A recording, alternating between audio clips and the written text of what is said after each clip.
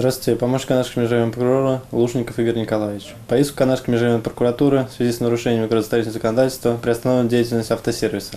Канашской межрайонной прокуратуры проведена проверка исполнения градостроительного законодательства в деятельности индивидуального предпринимателя, оказывающего услуги по ремонту автомобилей.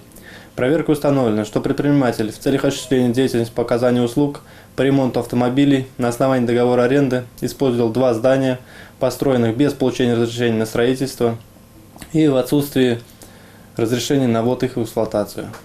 Учитывая, что оказание услуг по ремонту автомобилей в помещениях, не соответствующих нормам градостроительного законодательства, создает угрозу жизни и здоровью неопределенного круга лиц, работников и посетителей автосервиса, Канашским межрайонным прокурором в суд направлено исковое заявление о признании эксплуатации помещения без разрешения на строительство незаконной и о запрете эксплуатации помещения до получения такого разрешения. Решением Канашского районного суда Чувашской Республики исковые требования прокурора удовлетворены в полном объеме. Канашской межрайонной прокуратурой пресечены нарушения трудового законодательства в сельскохозяйственной организации. Канашской межрайонной прокуратурой по обращению местного жителя проведена проверка исполнения трудового законодательства в сельскохозяйственном производственном кооперативе имени Кирова.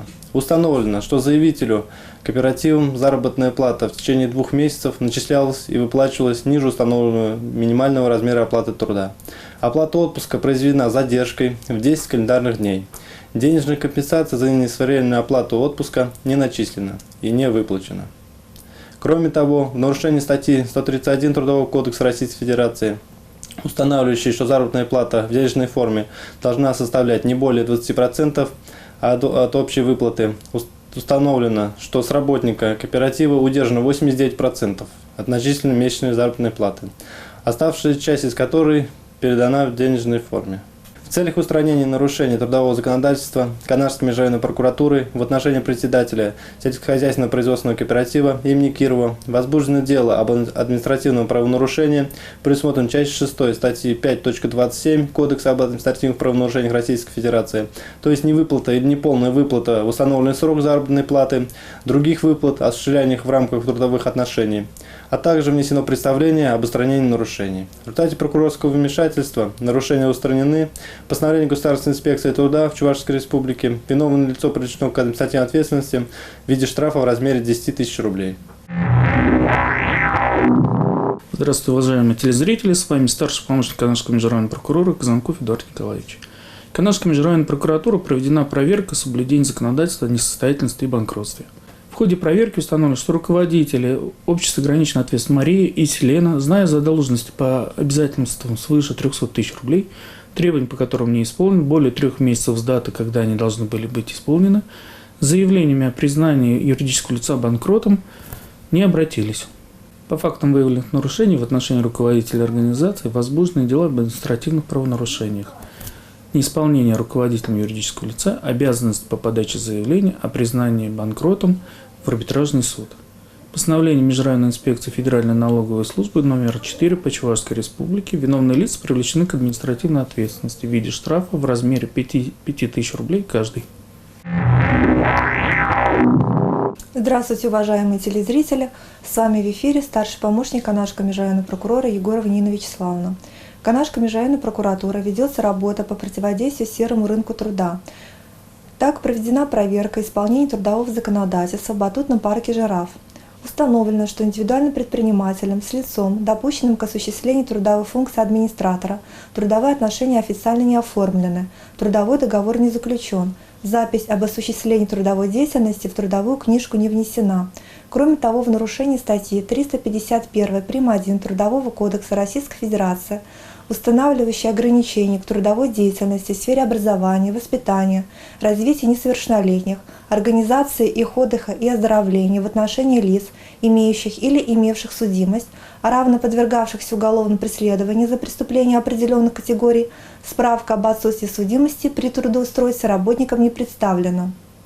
По данному факту межрайонной прокуратурой В отношении индивидуального предпринимателя возбуждены дела об административных правонарушениях, предусмотренных частями 1 и 4 статьи 5.27 КоАП Российской Федерации, то есть за нарушение трудового законодательства и иных нормативных правовых актов, содержащих нормы трудового права. Постановлениями Государственной инспекции труда в Чувашской Республике виновное лицо привлечено к административной ответственности в виде штрафа на общую сумму 5000 рублей. Межрайонная прокуратура прилагает сообщать о фактах невыплаты заработной платы, получения серой заработной платы, осуществлении трудовой деятельности без заключения трудового договора, а также об иных нарушениях трудового законодательства по телефону горячей линии 2 15 66 2 32 76, либо прийти на личный прием по адресу город Канаш, улица Пушкина, дом 45. Спасибо за внимание. Добрый день, старший помощник Канашского межрайонного прокурора Алексей Дмитрий Александрович. Межрайонной прокуратурой проведена в деятельности агентства недвижимости проверка, в ходе которой выявлено нарушение в сфере противодействия легализации отмывания доходов, полученных преступным путем. Согласно требованиям закона, организации, оказывающие посреднические услуги при осуществлении сделок купли-продажи недвижимого имущества, обязаны разрабатывать правила внутреннего контроля, назначать специальных должностных лиц, ответственных за реализацию данных правил, а также принимать иные организационные меры.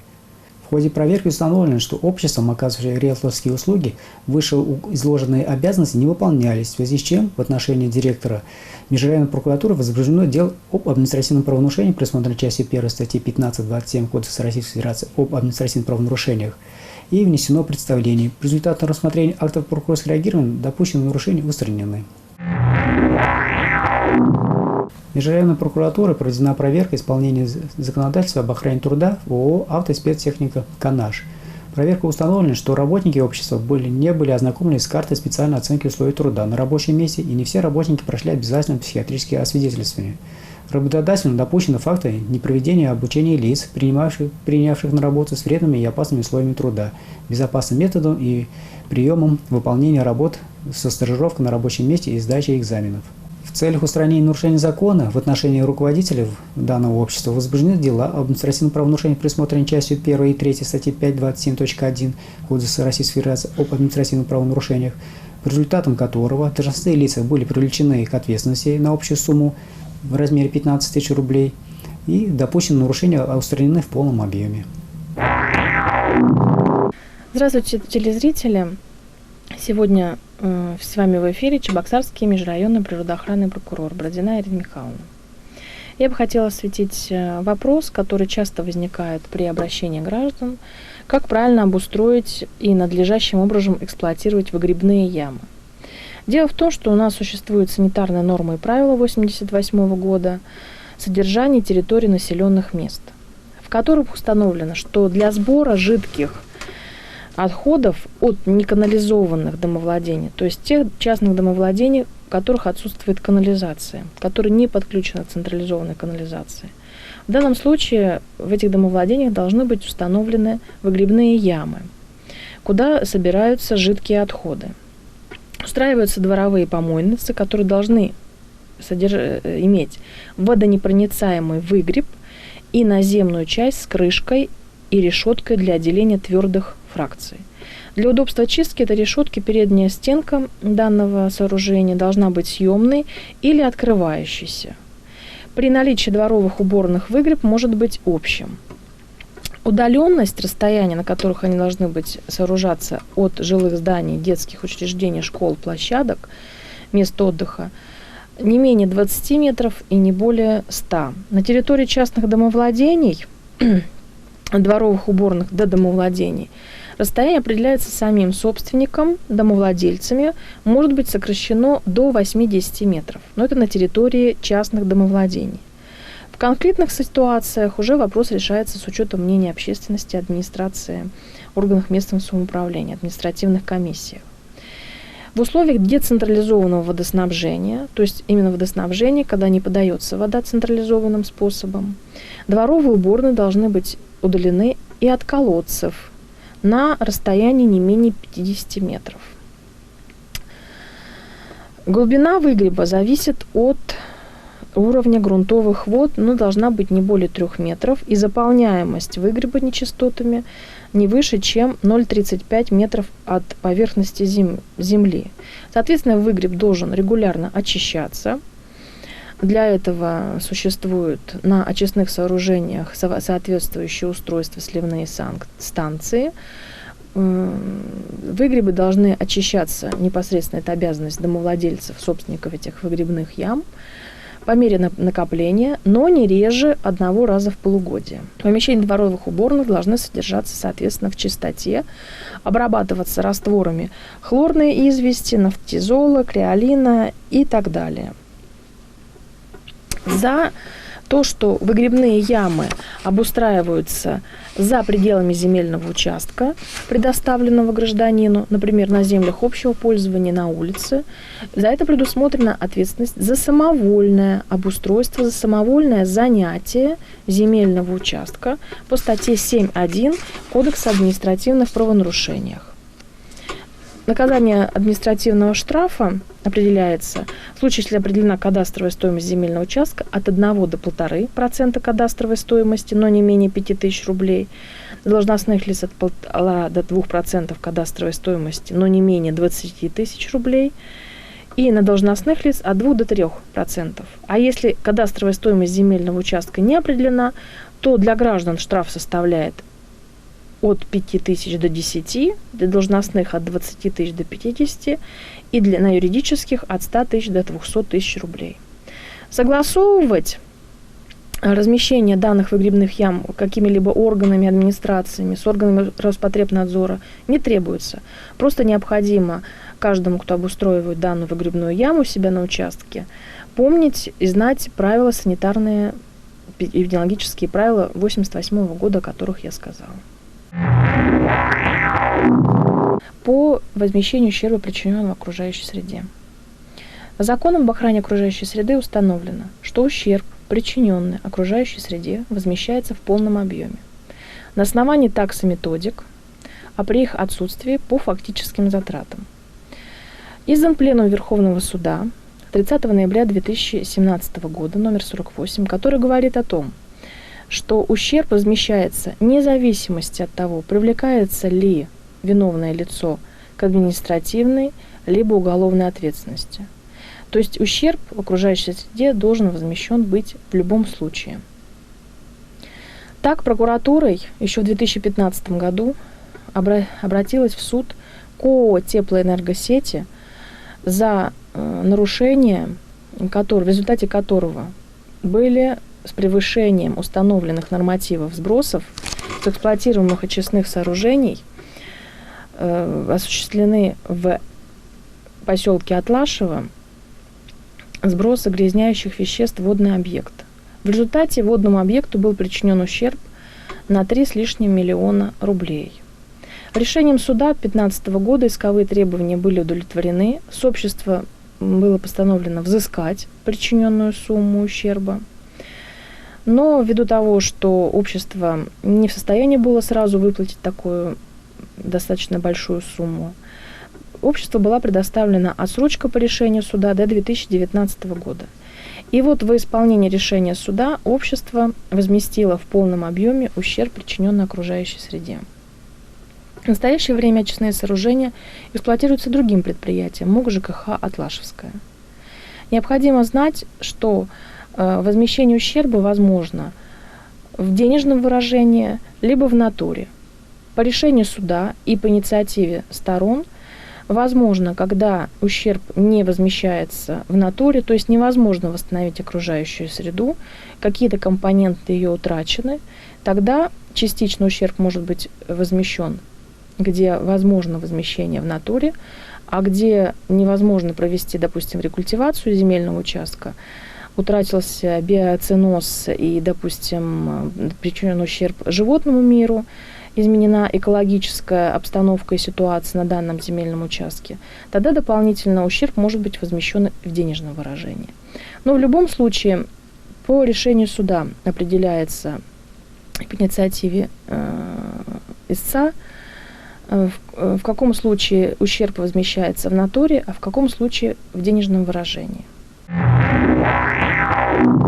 о вопросе, который волнует очень многих граждан.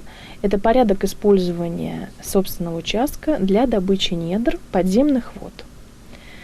То есть, в соответствии с статьей 19 Закона о недрах, собственники земельных участков, землепользователи, землевладельцы, арендаторы имеют право осуществлять в границах данных земельных участков использование для собственных нужд подземных вод. Но в законе заложено, что объем извлечения должен составлять не более 100 кубических метров в сутки, и осуществляется добыча подземных вод из водоносных горизонтов, которые не являются источниками централизованного водоснабжения, то есть там не подается вода централизованно на весь поселок, допустим. И расположены данные водоносные горизонты, где вы хотите осуществлять для собственных нужд добычу подземных вод, над водоносными горизонтами, являющимися источниками централизованного водоснабжения. Порядок использования в данном случае земельных участков определен Кабинетом министров Чувашской Республики за номером 72 от 12 марта 2014 года. В данном порядке сказано, что за 20 календарных дней до начала осуществления работ по добыче подземных вод желающие должны направить в Министерство природных ресурсов и экологии Чувашской Республики, расположенное по улице Ленинградской, 33, письменную информацию о своем намерении использовать земельные участки. В данной информации должны содержаться следующие сведения: о собственнике земельного участка, пользователе, владельца, арендатора, адрес, контактные данные, телефоны лица, который направил информацию, местоположение земельного участка. Далее должно быть указана цель, назначение предполагаемого использования земельного участка, местоположение, площадь, кадастровый номер, категория и вид разрешенного использования земельного участка. И самое главное, о сроках и объемах извлечения подземных вод и глубине используемых водоносных горизонтов. Министерство рассматривает данную информацию в течение 5 рабочих дней со дня поступления. И в случае, если используемый водоносный горизонт является источником централизованного водоснабжения, Министерство направляет заявителю уведомление о невозможности проведения данных работ. Во всех остальных случаях возможно использовать для собственных нужд подземный горизонт.